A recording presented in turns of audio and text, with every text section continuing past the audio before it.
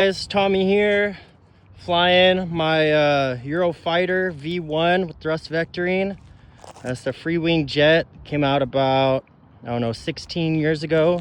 So it's an old airframe, but we done quite a bit of work to it. I upgraded all the servos in the thrust vectoring system to high-tech HS85. Plus the metal gear servos. I redid all of the lights, added a functional rudder right there. I am running it with a SMC 4400 6S battery. It's a LiPo battery, and I upgraded the power system. I'm running the 1960 kV 90 millimeter. I believe it's a 3668 can.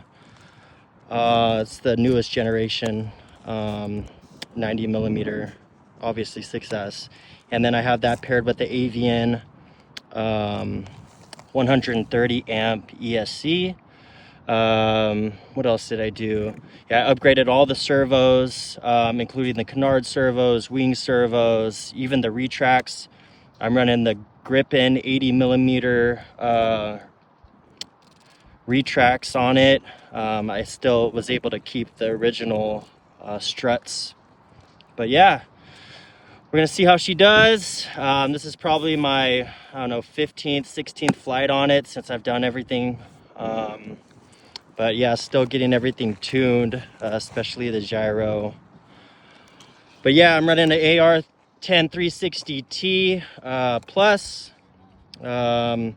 and I'm using 3 different gyro systems in order to stabilize the plane. The first gyros for the control surfaces here, so wing, canards, rudder, and the second gyro is the thrust vectoring for pitch, and the third gyro system is the thrust vectoring for yaw. And then I'll show you guys real quick.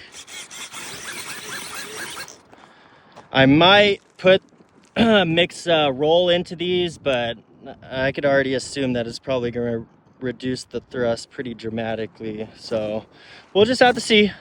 But yeah, here we go. We do have a pretty gnarly crosswind. It's gusting about 12 miles an hour. You can see the flag over there. And I'm flying at Choya's RC Flyers here in San Diego, California. It's a beautiful day to be out.